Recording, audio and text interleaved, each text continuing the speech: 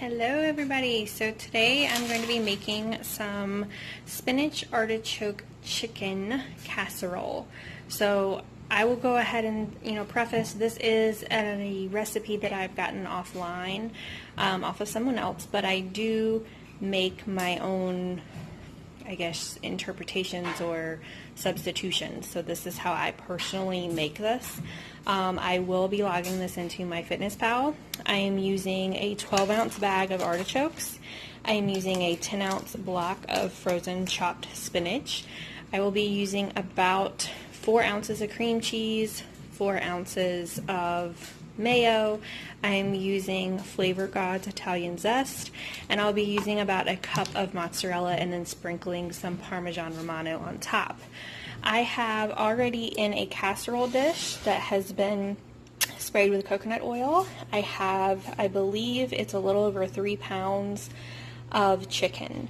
What I did is these were thinly sliced chicken breasts. I went ahead and cut them up individually just because I feel like I can get more servings this way than if I have a whole chicken breast. You know, my husband and I will both put one on our plate and we might not finish it all.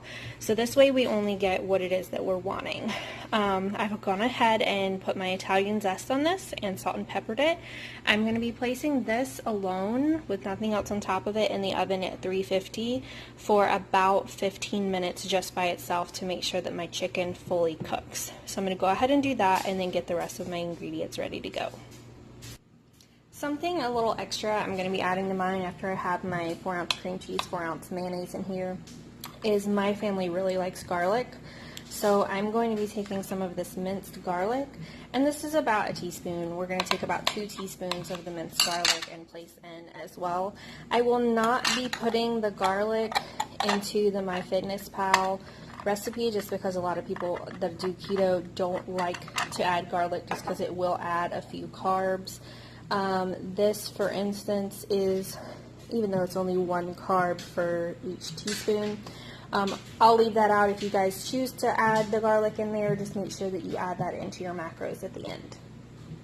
Okay, so as your chicken cooks, you want to mix your mayonnaise and your cream cheese together. If you did not soften your cream cheese, that's okay. I slightly softened mine, so mine is still a little bit chunky. I'm okay with that. If you guys want this to be perfectly smooth, just make sure that you have softened your cream cheese before you get started. The other thing that I do suggest is putting your spinach in a microwave safe bowl, going ahead and making sure that it is de-thawed and it is very liquidy so that you can spoon that out onto your chicken. So now we're going to go ahead and remove the chicken because it's been 15 minutes and we're going to get started with our layers. This is the order that I do my layering. It does not, I repeat, does not matter how you decide to layer yours. I put my artichokes in still frozen just because I know that they're going to be cooked in the next 20 minutes. If you guys don't like artichokes, feel free to completely exclude this from your dish. You could replace it with things like zucchini, squash. You could even throw in some broccoli if you'd prefer those, items. It's really just up to you. You can also choose to put in here whole garlic if you didn't want to use the minced garlic in your mayonnaise cream cheese spread. It's really just up to you. So you guys do whatever is good for you and what you think your family is going to eat. Okay?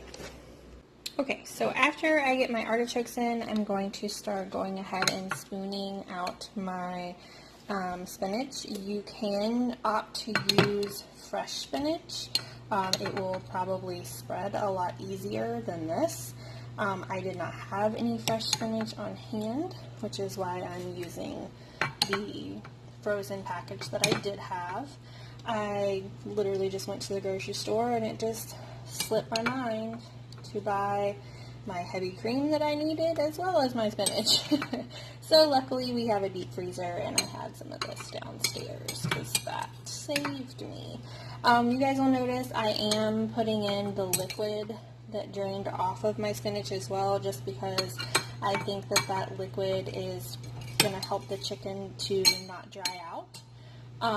So I'm okay with that. If you guys don't like your casseroles to be, you know, kind of soupy or anything like that, feel free to drain your spinach before you put it in there. But even if you put in fresh spinach, you are still going to have a little bit of moisture. So once I get all this out, I'm then going to be topping it with my cream cheese mayonnaise mixture. So this is what it's going to look like once you get your cream cheese, mayonnaise, and your spinach fully on. Do try and spread it out as much as you can. Spread it all around. Make sure that everything's covered. And then I'm going to be topping mine with about a cup of mozzarella. We're going to be putting this back in the oven, but before you put it back in the oven, take some foil and place over the top of the entire dish before you put it back into the oven. And we're going to let it cook once we put it back in for about 20 minutes. And then when we get it out, it's going to be ready. So woohoo! You can use any kind of cheese that you like. In my Fitness Pal, I will be using the low moisture part skim mozzarella. A lot of ketoers like to use a full fat cheese, and that's perfectly okay.